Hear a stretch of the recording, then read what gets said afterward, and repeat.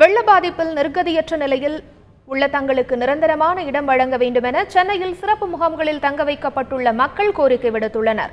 கனமழை வெள்ள பாதிப்பு காரணமாக சென்னை சைதாப்பேட்டை அடையாறு ஆற்றங்கரையோரம் வசித்த மக்கள் அங்குள்ள அரசு பள்ளி மற்றும் கல்லூரிகளில் தங்க வைக்கப்பட்டுள்ளனர்.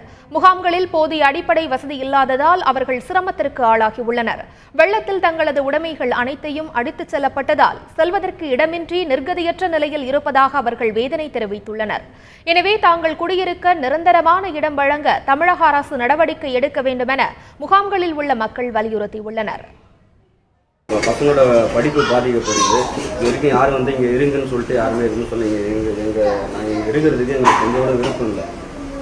எங்களுக்கு மாற்று வழி, மாற்று இடம், ஏதாவது நிரந்தர இடம் எங்கே கொடுத்தாக்க நாங்கள் உடனே போயிடுறதுக்கு தயாராக இருக்கோம்.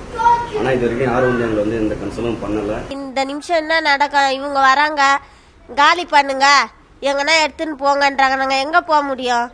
வீடு இல்லாத எதுவும் இல்லாத நாங்கள் இருக்கிற அந்த சேத்துல போய் நாங்கள் வச்சுன்னு குடும்பம் பண்ண முடியுமா? எங்களுக்கு இவ்வளோ நாள் ஆயும் வெள்ள நிவாரணமோ எழுதின்னு போனாங்க, அதுவே எங்களுக்கு கொடுக்கல. வீடோ எங்களுக்கு ஃபஸ்ட்டு வெள்ள நிவாரணம் கூட வேணாங்க. தயவு செஞ்சு கவர்மெண்ட் எங்களுக்கு வீடு கொடுத்தாகணும்.